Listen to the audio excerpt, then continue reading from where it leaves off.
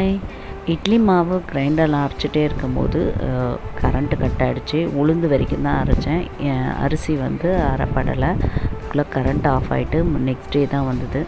உளுந்து ஃப்ரிட்ஜு கூலிங்காக இருந்தனால உளுந்து வச்சது அந்தளவுக்கு கெட்டு போகலை, நல்லா தான் இருந்தது. சரி, அதில் இந்த மாதிரி டிஃப்ரெண்ட்டாக ட்ரை பண்ணேன். எப்படி வந்ததுன்னு பாருங்கள்.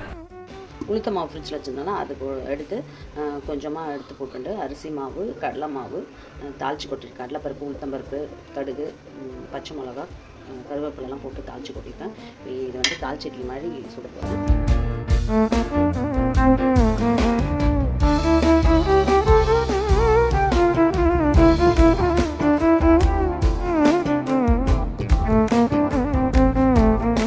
ஒரு ஆனியன், 3 தக்காளி, காஞ்ச மிளகா ஒரு 5 6, அப்புறம் 2 பல்லு பூண்டு.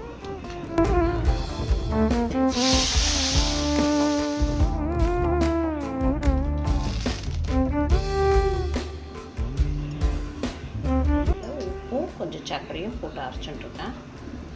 சர்க்கரை ஒரு பிஞ்சு தான் போடணும், ஏன்னா தக்காளியோட புளிப்புக்கு அந்த சர்க்கரை போட்டால் தான் வந்து இதுவாக இருக்கும்.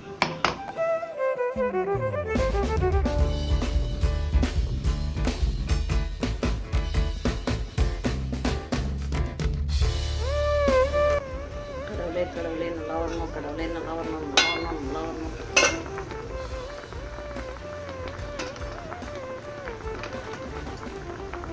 வெந்துருத்தோ எடுத்துடலாம். ஸோ ஒரு டிப்ஸு, இட்லி வந்து வரன்னு இல்லாமல் இருக்கிறதுக்கு வந்து இட்லி பாத்திரத்துலேருந்து எடுத்து உடனே எடுத்துடலன்னா அது வர நான் எடுத்து ஆற வச்சுட்டு ஃபேன் காற்றுல ஆற வைக்கணுமா அப்படியே ஆற வைக்கணும். இட்லி குண்டானே போட்டு மூடி வச்சு அப்புறமா சாப்பிட்லான்னு வச்சிங்கன்னா அது வந்து இது மாதிரி ஆகிடும், ரஃப்பாகிடும். ஸோ இப்படி எடுத்து நம்ம வந்து வச்சுக்கலாம். நடுவில் ஒரு கம்பி வரும், இது எங்கள் ஆயா யூஸ் பண்ணது, எங்கள் பாட்டி யூஸ் பண்ணது, எங்கள் அம்மாவோட அம்மா.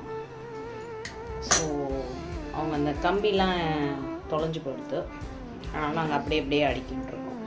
ஸோ எப்படி சாஃப்டாக வந்துருக்குன்னு பார்க்கலாமா? ஆறட்டும்.